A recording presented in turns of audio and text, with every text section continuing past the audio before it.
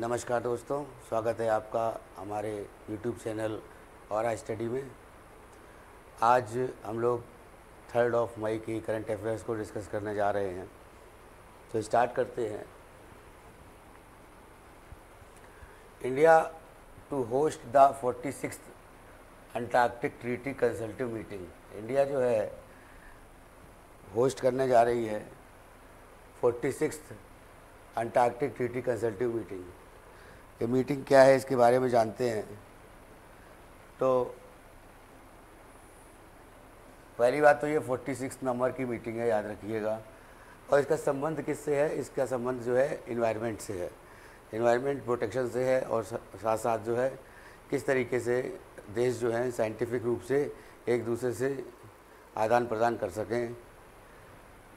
तो Antarctic treaty consultative meeting ACTM 46 and 26th meeting of committee of environmental protection CEP 26 from, ये कब से कब तक होने जा रही है? 20 से 30 मई के बीच में होगी 2024 में। कहाँ पर? कोच्चि में, केरला में। ये इंपॉर्टेंट पॉइंट है, इसको याद रखिएगा। The meeting is organised by the ministry of earth sciences. अब ये मीटिंग जो है किससे, कौन ऑर्गेनाइज कर रहा है? मिनिस्ट्री ऑफ अर्थ साइंस जो है वो ऑर्गेनाइज कर रही है। और उसका जो एक सेंटर है थ्रू द, किसके द्वारा? National centre for polar and ocean research NCPOR के द्वारा।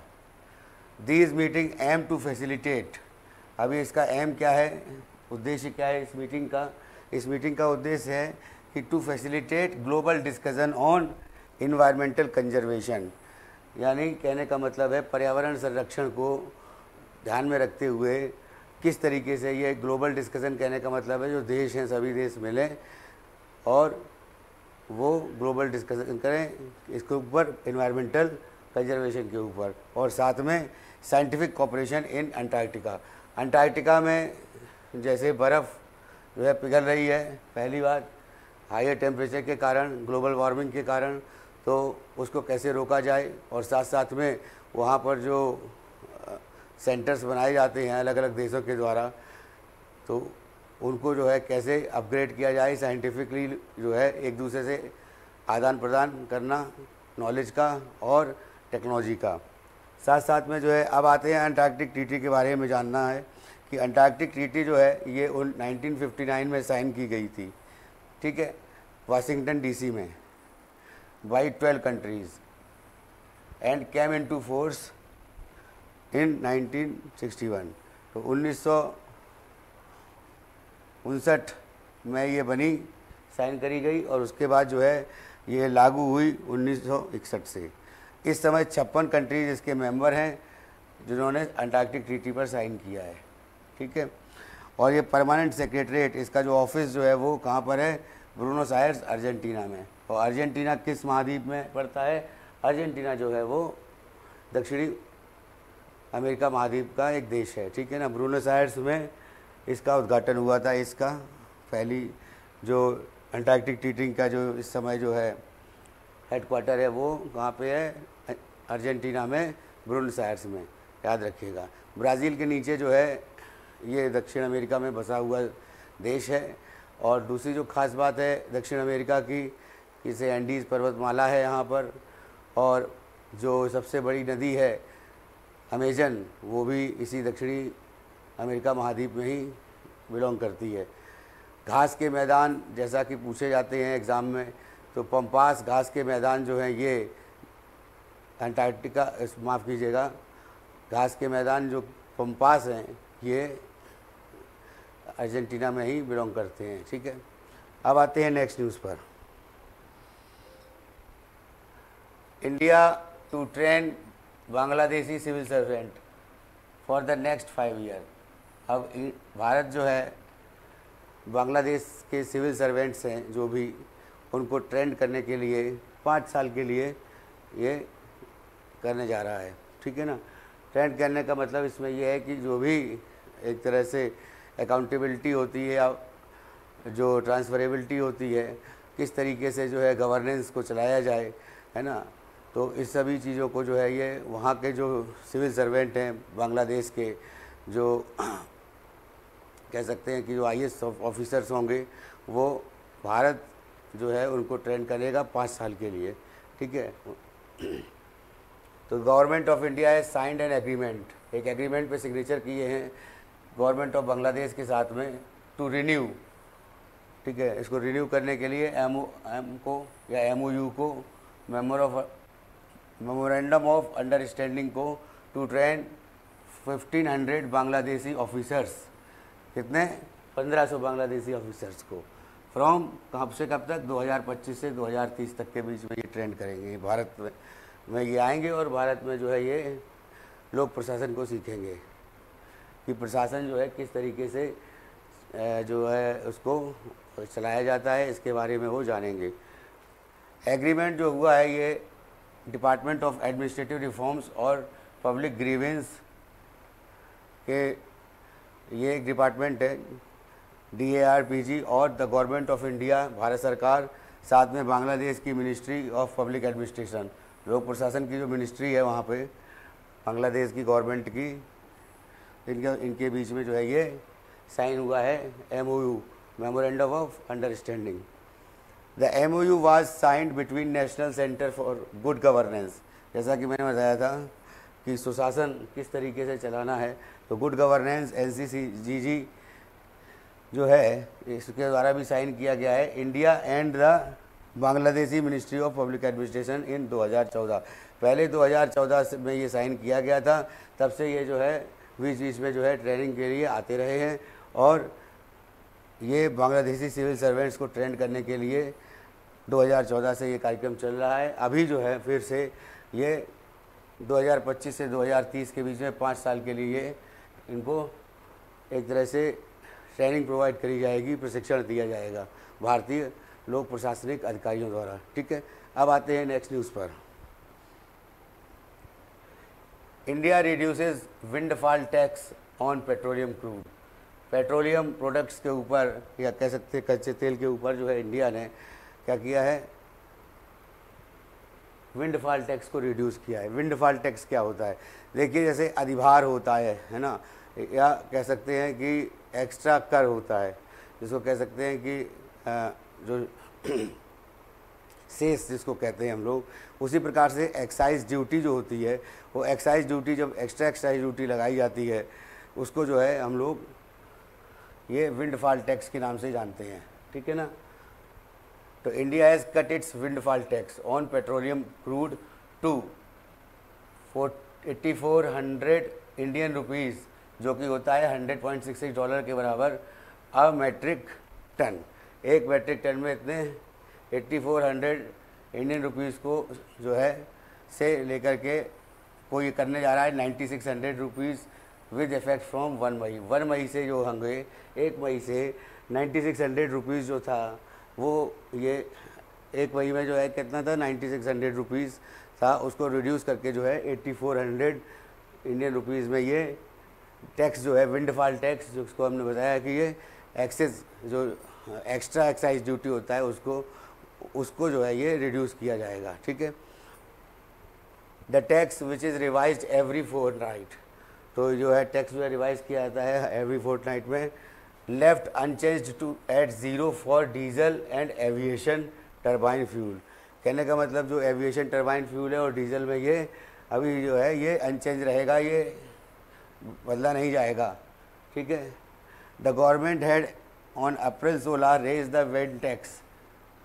Windfall tax on petroleum crude to 9600 rupees a metric ton from 6800 rupees, ठीक है। अप्रैल 16 में जो है ये विंडफॉल टैक्स को कितना है रिड्यूस किया गया था, कितना 9600 से 6800 रुपीज़ तक, ठीक है ना। ये यहाँ पे जो है इसको ये रेज़ किया गया था, माफ़ी करें, ये रेज़ बढ़ाया गया था, ठीक है। और अभी क्या हुआ है, बढ़ाने के बाद में ये फिर से घटा करके ये 8400 किया जा रहा है, ठीक है। दैट दिस टैक्स, अब ये टैक्स क्या होता है, is levied as a special additional duty. तो जैसा कि मैंने बताया कि एडिशनल स्पेशल एक्साइज ड्यूटी होती है, ये SAED बोल ली जाती है। और windfall tax remains unchanged at zero for diesel, diesel के लिए ये अनचेंज रहेगा और एविएशन टरबाइन फ्यूल जो है, जो जिसको हम कह सकते हैं कि पवन ऊर्जा में भी ये इसको नहीं बदला जाएगा, या टरबाइन फ्यूल जो भी है एविएशन का उसमें बदला नहीं जाएगा। ठीक है। स्पेशल एडिशन एक्साइज ड्यूटी जो है ये ऑन द एक्सपोर्ट किस पर लगाई जाती है, निर्यात पर लगाई जाती है, किस किस के, डीजल के, पेट्रोल के और जेट फ्यूल्स के। ठीक है, जो जेट इंजन्स होते हैं उनके लिए। क्या यहाँ पे थोड़ा सा एविएशन की बात आई है तो इसमें कह सकते हैं कि जो विमानन के लिए या कह सकते हैं एयरक्राफ्ट्स के जो फ्यूल होता है उसमें भी ये यूज़ होता है। ठीक है ना। तो उसके लिए एक्साइज ड्यूटी क्या है, ये रिड्यूस करी गई है कितने से, 9600 से 8400 तक, और इसको किस नाम से जाना जाता है, विंडफॉल टैक्स के नाम से जाना जाता है। ठीक है। नेक्स्ट न्यूज़ पर आते हैं, जीएसटी रेवेन्यू कलेक्शन। देखिए इस बार जो है जीएसटी रेवेन्यू कलेक्शन जो है मैक्सिमम हुआ है, record high of ₹2.10 lakh crore in April 2024 तक। अभी तक ये 2,10,000 करोड़, ठीक है ना, ये अप्रैल 2024 तक इतना कलेक्शन जो है ये गवर्नमेंट ऑफ इंडिया के पास आया है जीएसटी के द्वारा। The India's gross goods and service taxes GST collection hit the record high of ₹2.10 lakh crore in April, growing 12.4% on year basis. मतलब ये जो है साल दर साल ये बढ़ रहा है, कितना परसेंट, 12.4%। जीएसटी कलेक्शन जो है ये मार्च में 1.78 लाख करोड़ हुआ था। उससे पहले जो है हाईएस्ट जो हुआ था जीएसटी कलेक्शन फिगर वो 1.87 लाख करोड़ हुआ था अप्रैल 2023 में। अभी जो अप्रैल 2024 में ये कितना हो गया है, 1.87 लाख करोड़ से उठ करके ये 2.10 लाख करोड़ ये कलेक्शन जीएसटी का हुआ है। ठीक है।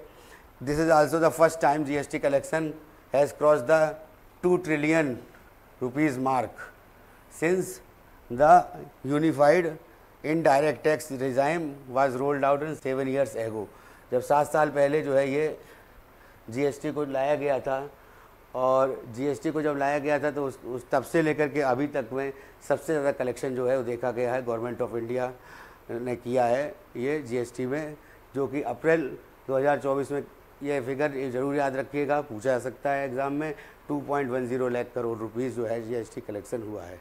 ठीक है। इसमें एसजीएसटी, सीजीएसटी और जो अदर्स जीएसटी हैं वो सभी शामिल हैं। ठीक है ना। Thank you. नेक्स्ट पे आते हैं, UPI transaction dip marginally in April to ₹19.64 trillion. अभी यहाँ पे ये जो क्या है कि यूपीआई ट्रांजेक्शन जो है वो डिक्लाइन हुआ है। जो यूपीआई ट्रांजेक्शन जैसे हम लोग करते हैं, यूपीआई इंटरफेस होता है एनपीसीआई के माध्यम से, है ना, तो वो जो है 19.64 ट्रिलियन रुपीज़ जो है वो घटा है अप्रैल में। ठीक है। Unified payment interface UPI transaction declined in volume and value in April by 1% and 0.7% compare to the March 2024। मतलब मार्च 2024 और अप्रैल 2024 को अगर हम देखें तो हम पाते हैं कि ये जो हम लोग का ये यूपीआई ट्रांजेक्शन जो है देश का वो घटा है। ठीक है ना। ट्रांजेक्शन स्टूड ₹19.64 ट्रिलियन in a value terms, down from 19.78 million trillion in March. March में ये कितना था, 19.64 जो था इसकी वैल्यू थी, सब 19.78, यहाँ से ये है 19.64 पर ये इतना घटा है। ईयर टू ईयर जो है वो यूपीआई ट्रांजेक्शन जो है बढ़ रहा है, 50% बढ़ा है, हर साल दर साल ये 50% बढ़ता जा रहा था। और in terms of the volume but and 40% in volume. ठीक है ना। जिसको जो हम अब बोल रहे हैं कि 50% साल दर साल बढ़ रहा था, और लेकिन वॉल्यूम के रूप में, लेकिन वैल्यू के रूप में जो है ये 40% बढ़ा। इंटरमीडिएट पेमेंट सर्विसेज, जिसको हम बोलते हैं इंटरमीडिएट पेमेंट सर्विस को IMPS बोला जाता है, वो जो ट्रांजेक्शन है वो डिक्लाइन हुआ है 60% इन अ वैल्यू एंड पर 5% in volume in April compare to the March में। तो ये जो एक छोटा सा ये एक ये टेन्योर है, मतलब एक महीने का ये है कि कितना % डिक्लाइन हुआ है।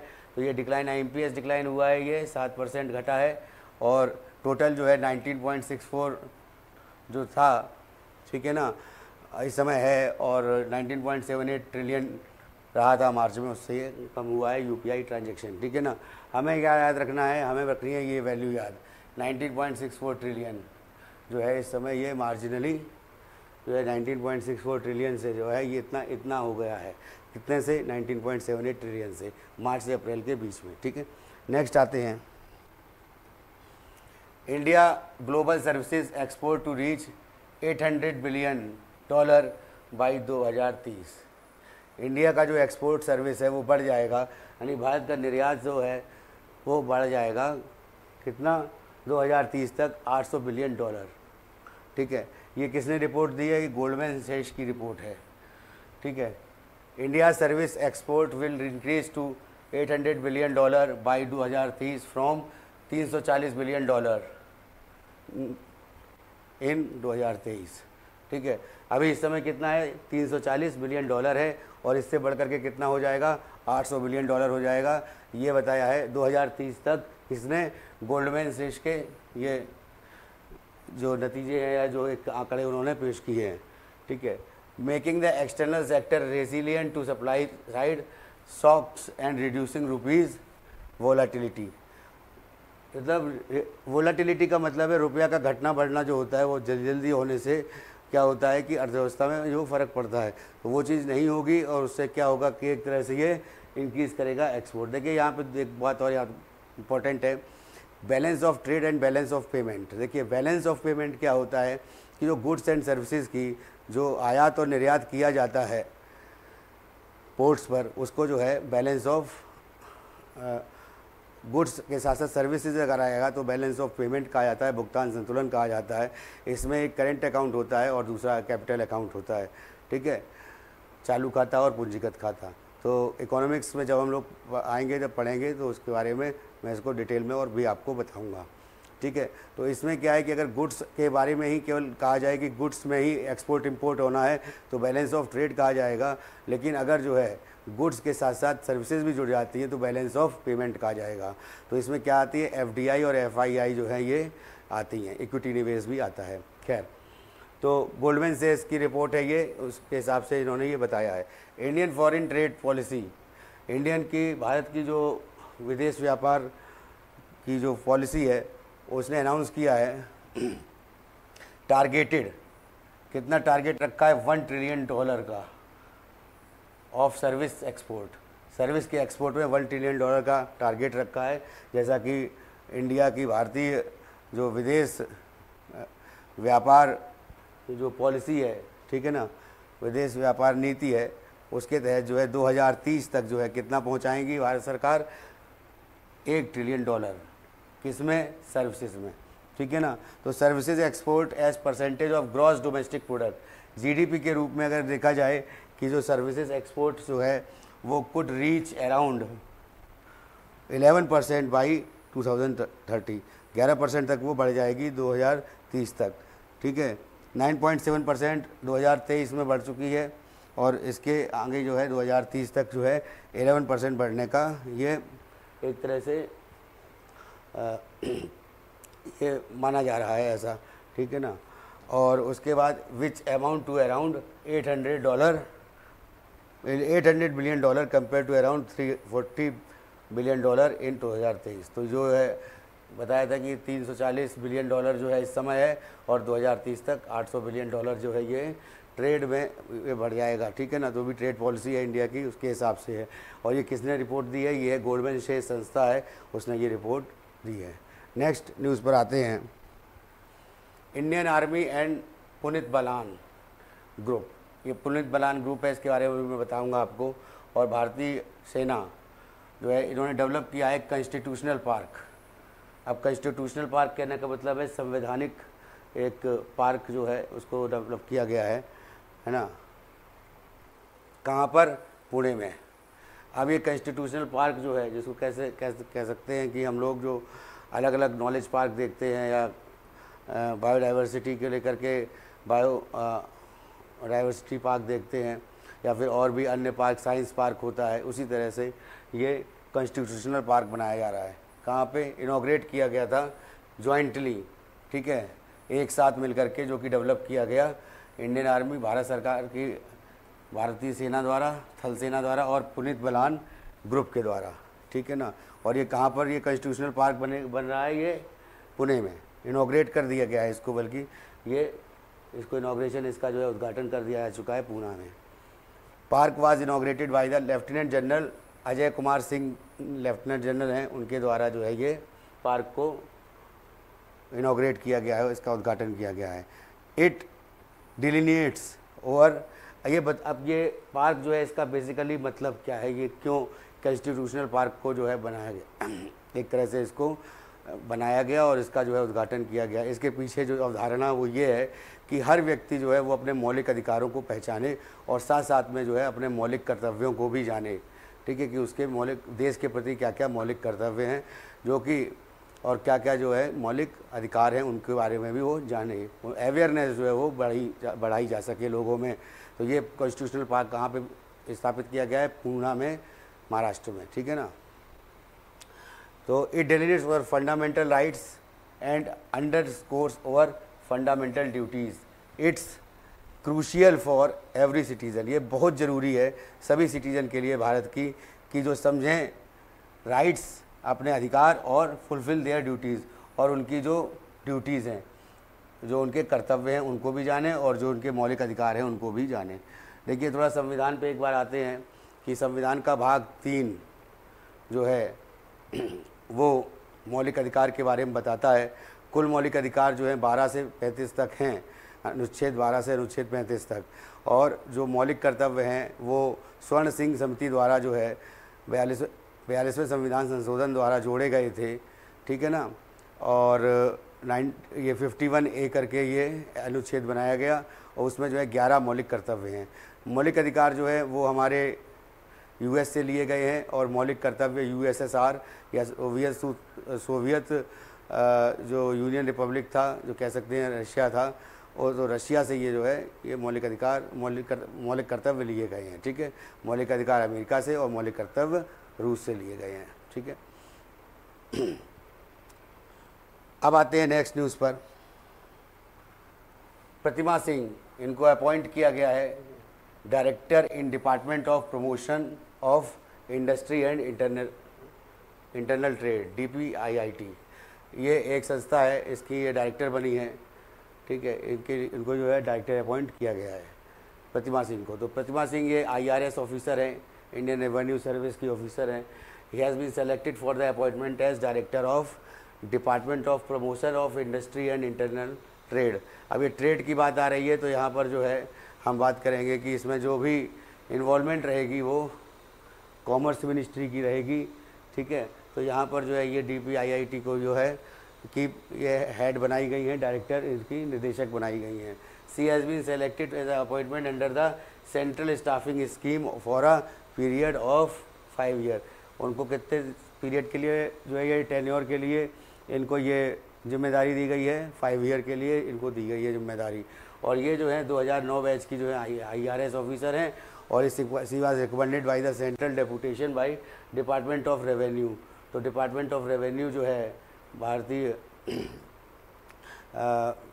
ये वित्त मंत्रालय का, तो वित्त मंत्रालय यहाँ पे जो है कॉमर्स मंत्रालय नहीं बल्कि वित्त मंत्रालय की तरफ से ये यहाँ पे अपॉइंट करी गई है डायरेक्टर, ठीक है, प्रतिमा सिंह। उसके बाद नेक्स्ट न्यूज़ पर आते हैं। हितेश सेठिया, हितेश सेठिया जो है इनको MD और CEO बनाया गया है जियो फाइनेंशियल सर्विसेज के लिए, ठीक है। तो ये अब MD और CEO किसके बने हैं, हितेश सेठिया जियो फाइनेंशियल सर्विसेज के। Corporate affairs ministry has given its nod for appointment of Hitesh Kumar Sethia as a managing director and CEO of Jio financial service for कितने साल के लिए, 3 ईयर्स के लिए बने हैं। और इनका अपॉइंटमेंट जो है वो इफेक्टिव कब से होगा, नवंबर 15, 2023 से इनका अपॉइंटमेंट जो है वो इफेक्टिव हो चुका है, और ये कब तक रहेगा, 3 साल तक रहेगा, ठीक है ना। नेक्स्ट न्यूज़ पर आते हैं।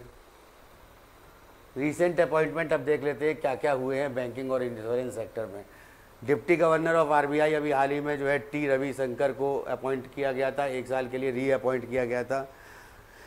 भारत पे के सीईओ बने हैं नलिन नेगी। तीसरे जो है chairman of HDFC insurance board के चेयरमैन बनाए गए हैं केकी मिस्त्री। MD and CEO axis bank के एमडी और सीईओ बनाए गए हैं अमिताभ चौधरी, जो कि री अपॉइंट किए गए हैं 3 साल के लिए। री अपॉइंट का मतलब उनका जो कार्यकाल जो है वो बढ़ा दिया गया है 3 साल के लिए। इंडिपेंडेंट डायरेक्टर्स हैं एक्सिस बैंक के मीना गणेश और गोपालारमन पद्मनाभन, ये जो है इंडिपेंडेंट डायरेक्टर बनाए गए हैं। ये भी री अपॉइंटमेंट किए गए हैं 4 साल के लिए प्रतिनियुक्ति। एक तरह से कह सकते हैं इनको जो है कि इनका जो कार्यकाल था वो बढ़ाया गया है। एमडी एंड सीईओ किसके? धनलक्ष्मी बैंक के MD and CEO Ajit Kumar के ये इनको बनाया गया। अभी हाल ही में ये जो है चेंजेस किए गए हैं भारत सरकार के द्वारा। अब इसमें जो इम्पोर्टेंट है डिप्टी गवर्नर ऑफ आरबीआई को आप जरूर याद रखें, और भी हैं जैसे एचडीएफसी इंश्योरेंस हो गया। ये सभी जो हैं बेसिकली बैंकिंग एंड जो भी एलआईसी सर्विसेज होती हैं उनकी जो भी रिक्रूटमेंट होता है तो वो आईबीपीएस के द्वारा, तो उसमें ये पूछे जाते हैं। हमारे लिए इसलिए इम्पोर्टेंट है कि एग्ज़ाम में जो पीसीएस का एग्ज़ाम है उसमें कुछ भी पूछा जा सकता है, तो उस हिसाब से हमको जो रीसेंट अपॉइंटमेंट्स हैं उनको याद करना ही करना अच्छा है। ठीक है, नेक्स्ट न्यूज़ पर आते हैं। डीआरडीओ ने सक्सेसफुली टेस्ट किया है कि स्मार्ट मिसाइल। ये स्मार्ट मिसाइल क्या है इसके बारे में भी हम बताएंगे आपको। System for a Indian navy, किसके लिए? नेवी के लिए, भारतीय नौसेना के लिए। तो ये defence research and development organisation DRDO has successfully tested the next generation supersonic missile. ये सुपरसोनिक मिसाइल को, नेक्स्ट जनरेशन की सुपरसोनिक मिसाइल को इन्होंने डीआरडीओ ने जो है ये क्या किया है, इस मिसाइल को बनाया है, टेस्ट किया है बल्कि अभी तक। असिस्टेड रिलीज ऑफ टारपीडो, ये एक तरह से टारपीडो मिसाइल है, ठीक है ना। स्मार्ट, इसका नाम है स्मार्ट सिस्टम, जो दिया गया था डॉक्टर एपीजे अब्दुल कलाम के आइलैंड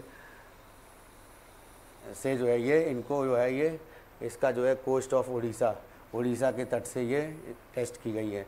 अच्छा, ये उड़ीसा में जो है ये डॉक्टर एपीजे अब्दुल कलाम जो हमारे पूर्व राष्ट्रपति रहे हैं, ठीक है, उनके नाम पर जो है ये जो द्वीप था उड़ीसा का, जहाँ से ये जितने भी टेस्ट होते हैं मिसाइल्स के, वहाँ उसका नाम ये परिवर्तित किया गया है, ठीक है ना। तो स्मार्ट ये next generation missile based light weight torpedo है, ठीक है ना। और इसकी डिलीवरी सिस्टम जो है design and developed by DRDO के द्वारा डिज़ाइन करी गई है। इन्हांस बढ़ाने के लिए, क्या बढ़ाने के लिए? Anti submarine welfare capacity. Anti submarine welfare capacity का अर्थ है कि जैसे मान लीजिए पनडुब्बी है, पनडुब्बी के द्वारा कोई जो मिसाइल छोड़ी जाती है तो उसमें जो है उसको बचाव के लिए उसके किस तरीके से उससे बचा जा सके और किस तरीके से जो है ये उसके अगेंस्ट में जो है ये इसको जो है डेवलप किया गया है डीआरडीओ के द्वारा, ठीक है। और कैपेसिटी ऑफ इंडियन नेवी की कैपेसिटी बढ़ाने के लिए far beyond the conventional range. अभी क्या है, कन्वेंशनल रेंज जो है उसकी कम है लाइट वेट टारपीडो की, तो उसको जो है ये टारपीडो जो है ये लाइट वेट टारपीडो इसकी पावर को बढ़ाने के लिए इसको जो है अभी डीआरडीओ के द्वारा एक टेस्ट किया गया है और ये इंडियन नेवी को सौंपा जाएगा। ये एक स्मार्ट मिसाइल है, ठीक है ना। और smart missile system comprises long range supersonic missile. अब ये सुपरसोनिक मिसाइल जो लॉन्ग रेंज की होती हैं वो है एक तरह से, और ये ले जाने के लिए कैरियर कितना ये कैरियर ले जाने के लिए सक्षम है, 643 किलोमीटर तक ये इसकी मारक क्षमता है। और साथ में ये 20 किलोमीटर और 50 kilogram high explosive wire heads ले जा सकती है। तो देखिए 20 किलोमीटर से तक ये मार कर सकती है और ये 20 किलोमीटर से लेकर 643 किलोमीटर तक ये जो है इसकी क्षमता है, ठीक है, वहाँ तक ये ट्रैवल कर सकती है। और इसका एक्सप्लोसिव जो है वो कितना एक्सप्लोसिव ये अपने साथ रख सकती है, वो है पेलोड पर वो है 50 किलो हाई एक्सप्लोसिव, ठीक है ना। ये बहुत इंपॉर्टेंट न्यूज़ है, इसको याद रखिएगा। नेक्स्ट न्यूज़ पर आते हैं। China to launch Chang'e 6 lunar probe mission. China ने जो है अभी हाल ही में कुछ डेवलपमेंट्स किए हैं अपने सिस्टम में, तो उन डेवलपमेंट्स में जो भी अनुसंधान किए हैं, कह सकते हैं हम लोग स्पेस रिसर्च में, तो उन्हीं में से एक ये इम्पोर्टेंट न्यूज़ है कि चांगली करके ये एक लूनर प्रोब मिशन यानी चंद्रमा के लिए ये मिशन भेजा गया है, चाइना ने लॉन्च किया है। अच्छा, ये मिशन, इसको न्यूज़ पर आने से पहले थोड़ा सा बता देता हूँ कि पहली बात तो चाइना का 2 जो है मुख्य रूप से जो है टारगेट हैं। पहला तो दक्षिणी ध्रुव पर चंद्रमा के वहाँ पर जो है अपने रोवर को उतारना, लैंडर के द्वारा रोवर से अपना वहाँ पे खनिज का और पानी की जो भी है उसको लेकर के, पानी का वहाँ पे अवेलेबिलिटी है कि नहीं है, ये सब चीज़ को जिस तरह से इंडिया ने अभी किया है तो उसको लेकर चाइना भी करना चाह रहा है।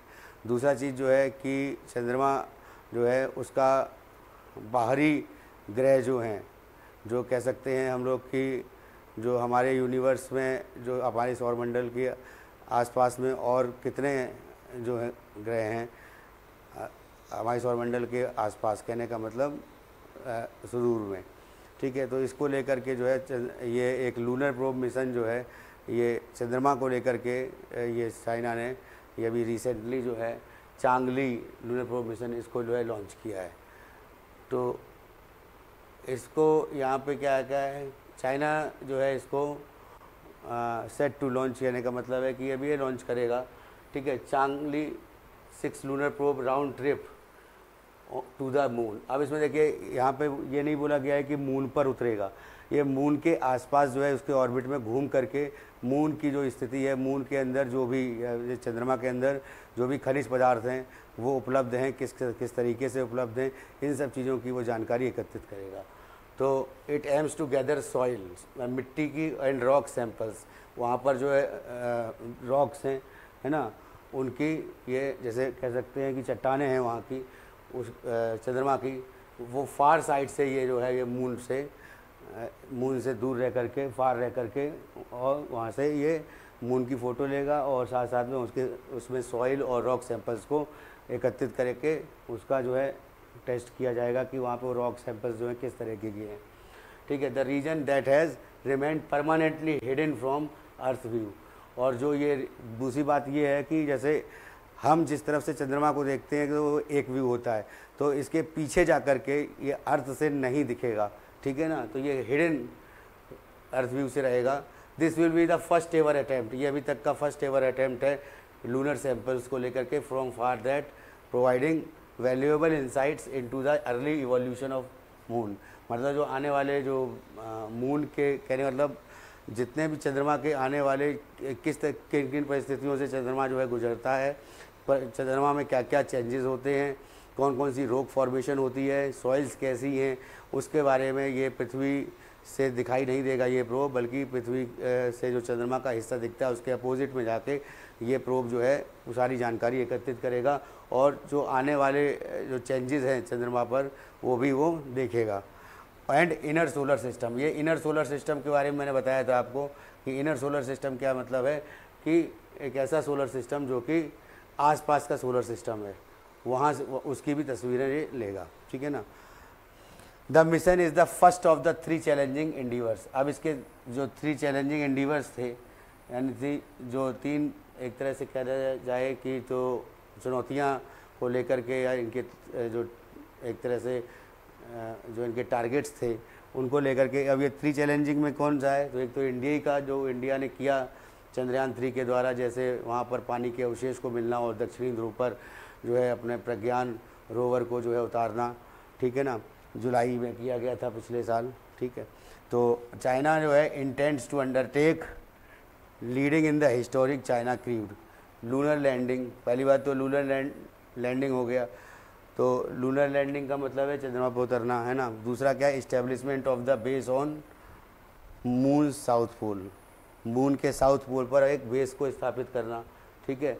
और तीसरा जो है बताया था ये एक चैलेंजिंग, ये रॉक सैंपल्स और सॉइल्स की जानकारी प्राप्त करना और सुदूर जो उपग्रह है ये सुदूर कह सकते हैं अपने सोलर सिस्टम से, सौरमंडल से और चंद्रमा से ये की जानकारी ये प्रदान करेगा। ठीक है, और जैसा कि आने वाले समय में चंद्रमा पर जो है